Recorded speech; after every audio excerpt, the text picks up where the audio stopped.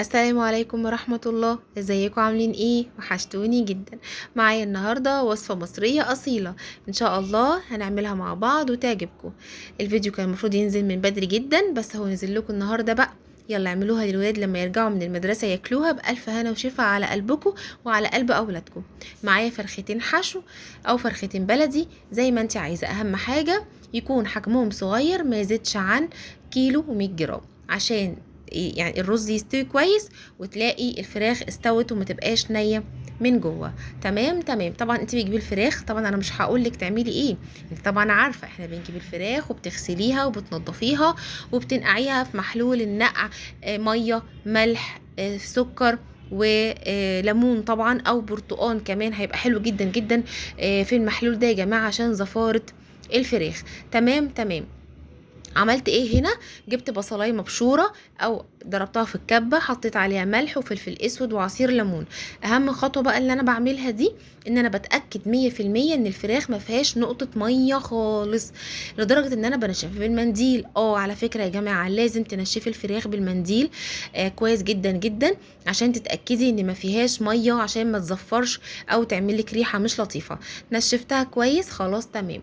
بجيب بقى البصلايه اللي انا بشرتها او ضربتها في الكبه وحطيت عليها ملح وفلفل اسود وليمون، ما تكتريش البهارات عشان انا هتبل بس الفراخ بتاعتي من جوه ومن بره، عشان تبقى كده متشبعه بالنكهه واخده ملح كويس، عشان لما تستوي وتطلع من الفرن ان شاء الله تلاقيها كل قطمه يعني ما شاء الله متبله كويس.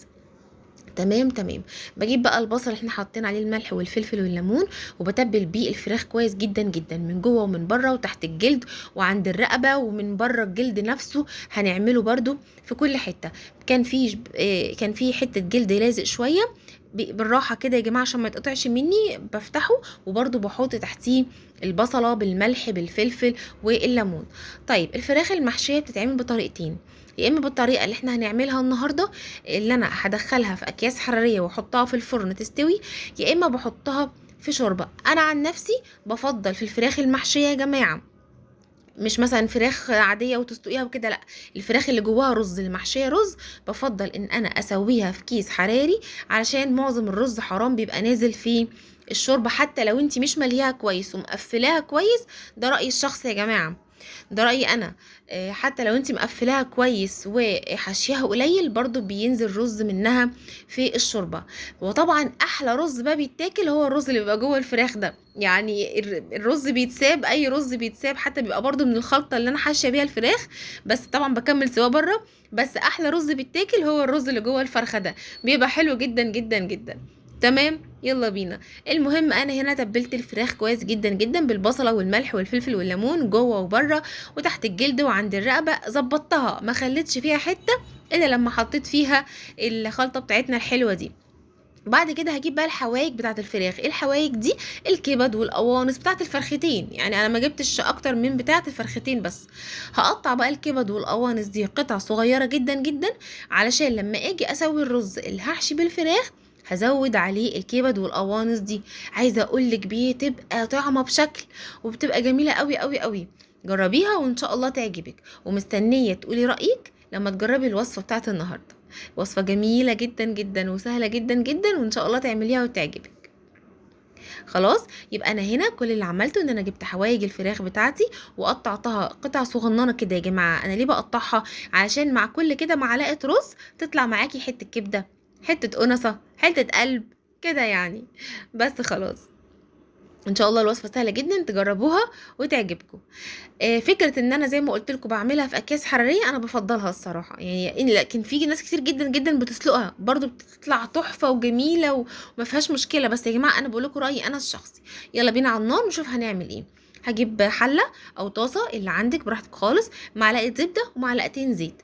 هشوح بصله صغيره هكون بشراها او ضرباها في الكبه، هتتشوح شويه لحد بس لونها ما يتغير بسيط جدا، يعني مش هحمرها جامد، فاهميني ازاي؟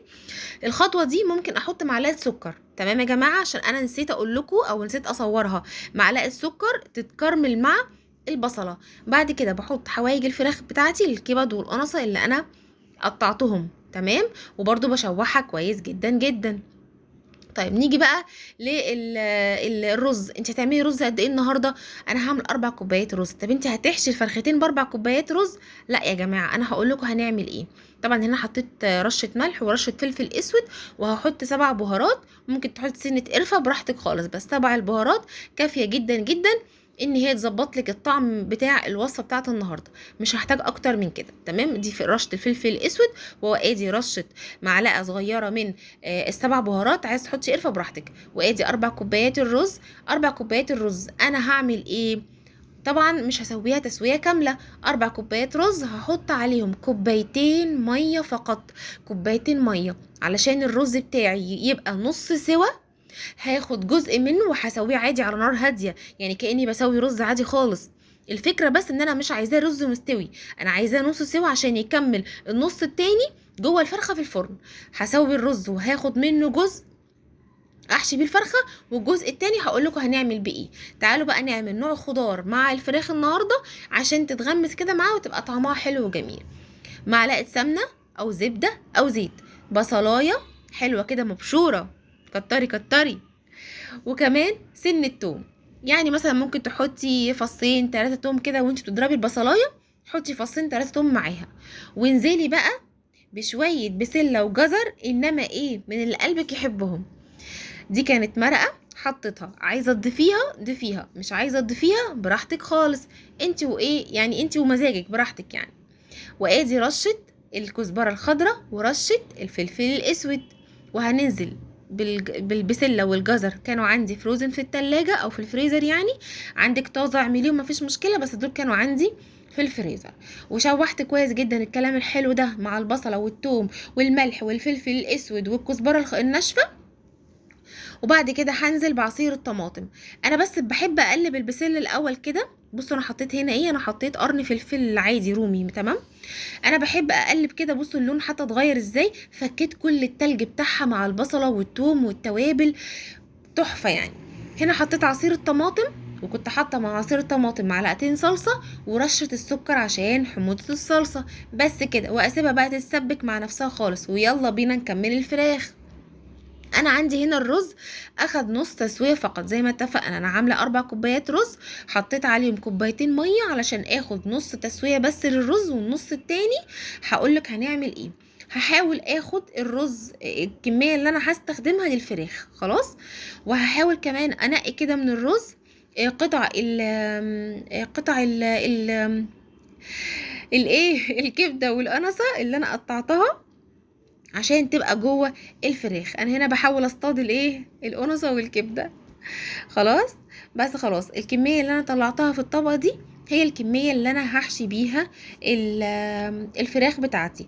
طيب لما نيجي نحشي الفراخ يا جماعه، معلش انا عارفه ان انا مش هحطها في شوربه وكل حاجه، بس برضو يعني ما نكبسهاش قوي عشان ادي فرصه للرز ان هو يكمل سوا، عشان ما يضطرش يطلع بره الفرخه. وهوريها لك بعد السوا مفيش رزايه واحده طلعت بره الفرخه بتاعتي. انا حشيت هنا كويس جدا وقفلت الرجل. وهاجي برضو من عند الرقبه هلاقي لسه في شويه رز عايزين يتحشوا، هم حشيهم كده بايديا بالراحه. ايدي مغسوله ونظيفه وواثقه جدا في نظافه ايدي واللي حواليا. تمام تمام. هقفل بس بالخله كده ضمانا، يعني عشان ابقى متاكده 100% ان مفيش رزايه واحده هتخرج بره الفرخه. بس خلاص الموضوع سهل وبسيط، وان شاء الله تعمليه ويعجبك. هعمل الفرخه التانية زي ما عملت الفرخه دي بالظبط. هحشيها برضو، هقفل الرجلين بخله. الفرخه التانية كمان رجليها مش هتقفل كويس، فهضطر ان انا هدبسها كلها بالخله. عندك الدباره وتخيطي تمام مفيش مشكله، بس انا ما كانش عندي. هحشيها برضو حشو كويس محترم مناسب لحجم الفرخه بتاعتي. الحجم الفرخه بتاعتي صغير، وزنها تقريبا كيلو مش اكتر من كده. فاخدت كميه الرز دي وكانت زي الفل. ولما الرز استوى اخد وضعه تمام، ولا طلع من الفرخه ولا اي حاجه. انا بس هقفلها كويس جدا جدا بالخله عشان اضمن ان الرز يفضل جوه الفرخه.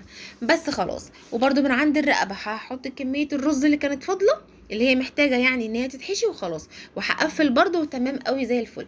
طب انت الرز اللي فاضل ده هتعملي فيه ايه؟ الرز اللي فاضل ده انت لو تلاحظي ان انا حطيت ايدي لمطرح الفراخ ناحيه جزء معين، الجزء المعين ده انا مش هاخده، لكن باقي الرز السليم اللي انا ما جيتش ناحيته هرجعه الحله تاني وهقولك هنعمل فيه ايه. كل اللي هعمله دلوقتي ان انا هجيب كيس حراري واحط فيه الفراخ. عندي كيس حراري كبير، تمام. انا هنا ما كانش عندي كيس حراري كبير، حطيت كل فرخه في كيس لوحده وقفلته كويس جدا جدا. وهقولك هنعمل فيه ايه. الموضوع بسيط. عايزه بقى قبل الحركه دي تجيبي مثلا معلقه سمنه بلدي او معلقه زيت او معلقه زبده متسيحه وتدهني وش الفرخه كده قبل ما تحطيها في كيس الحراري، تمام. مش عايزه اعملي كده زي ما انا عملت، وهقفلها كويس جدا. هي كده كده هتتحمر، وشها هيتحمر من غير اي نقطه زيت. خدوا بالكم انا ما حطيتش خالص على الفراخ زيت، وهتتحمر من غير ولا نقطه زيت ولا سمنه. هجيب صينيه حلوه وهحط فيها الفرختين بتوعي، وهجيب السكينه وهشكشك الكيس كده من بره بحيث ان انا اعمل له فتحات للتهويه عشان الله اكبر ما يفرقعش. وبس كده خلاص. في بقى خطوه هنا للاسف انا يعني ما بنتش خطوتين. الخطوه الاولانيه ان انا حطيت كوبايه ميه في الصينيه اللي انا حاطه فيها الفراخ، والخطوه التانية الرز اللي كان لسه ني عندي حطيت عليه كوبايتين ميه وسبته يكمل سواه واستوى معايا ومفلفل. والله العظيم ده اللي حصل. عشان بس يا جماعه في كومنتات كده غريبه، طب انت كنتي صورتي، طب ما انت كنتي قلتي، طب احنا ايش عرفنا. بس هو ده اللي حصل. يعني انا مش هستفاد حاجه لما بخبيه حاجه عنك. كل الخطوتين اللي عملتهم اللي متصوروش، كوبايه الميه اللي حطيتهم في صينيه الفراخ اللي دخلت الفرن لمده ساعه كامله بالظبط وطلعت مستويه وهتشوفيها دلوقتي وهقولك عملت ايه. والخطوه التانية ان انا كملت على حله الرز كوبايتين ميه وسبته يكمل سوا عادي جدا زي اي رز. والله طلع تحفه ومفلفل وجميل وخطير. كان ناقص بس شويه مكسرات بس ما كانش عندي. انت لو عندك شويه مكسرات حمريها في معلقه سمنه بلدي او معلقه زبده وحطيها فوق الوش كده وبس كده. احلى رز بالخلطه هتدوقيه في حياتك، تحفه وخطير. وعايزه اقولك ان الرز اتاكل اكتر من البسله والفراخ. يعني خطير، تحفه جدا جدا. وادي البسله بتاعتي بعد ما اتسبكت واستوت وبقت جميله جدا جدا، تحفه خطيره. اعملي ملوخيه، اعملي شويه باميه، شويه ويكا، يعني اللي عندك في الفريزر طلعيه واعمليه جنب الوصفه دي. ومش لازم تعملي على فكره اي حاجه خالص. الرز بالمكسرات ده اصلا ده بيتاكل لوحده، انا باكله حاف كده من غير اي حاجه. بس. وادي الفراخ. وشوف شايفين ما شاء الله لا قوه الا بالله. انا هنا فكيت الاكياس الحراريه وحطيتها تحت الشوايه 5 دقايق بالظبط. 5 دقايق، عدي 5 دقايق تحت الشوايه بعد ما تشيليهم من الاكياس الحراريه هتلاقيها بالمنظر ده. والله العظيم ولا رزايه اللي موجود في الصينيه ده البصل اللي كان حوالين الفرخه من بره، ولا رزايه نازله من الفراخ. الرز جوه الفرخه مستوي واخد حجمه، الفراخ ما فرقعتش. بصوا شايفين، انا صممت ان انا اوريكم علشان تعرفوا فعلا ان الوصفه دي ناجحه معاكي من اول مره ولا اول مره تجربيها. جربي الوصفه ومستنيه رايك. سلام عليكم.